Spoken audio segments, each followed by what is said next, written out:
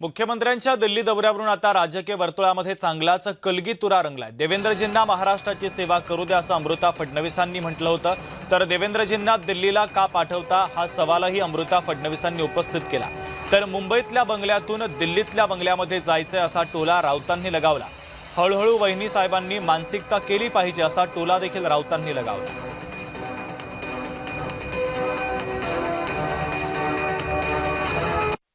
देवेंद्रजी नागपूरचे, देवेंद्रजी महाराष्ट्राचे सेवक आहेत आणि त्यांना इथे आपली सेवा करू द्या। त्यांना का पाठवताय?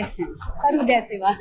आमच्या वहिनी साहेबांच्या भावना समजून घेऊ शकतो, पण शेवटी राष्ट्र महत्वाचं आहे ना।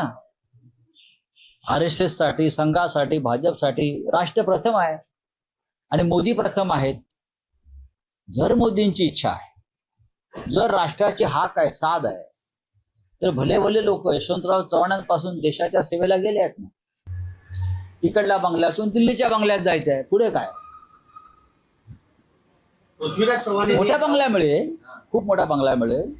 त्याच्यामुळे हळूहळू वहिनी साहेबांनी मानसिकता तयार केली पाहिजे। देवाभाऊंची काळजी जनाब संजय राऊत यांनी करू नये। देवाभाऊ हे महाराष्ट्रामध्ये राहणार आणि 2029 ची निवडणूक देखील देवाभाऊंच्या नेतृत्वात आम्ही लढणार आणि जिंकणार। परंतु 2029 पर्यंत संजय राऊत यांचा पक्ष हा काँग्रेसमध्ये विलीन होणार आहे का समाजवादी पार्टीमध्ये विलीन होणार आहे, याची चिंता जनाब संजय राऊत यांनी करावी।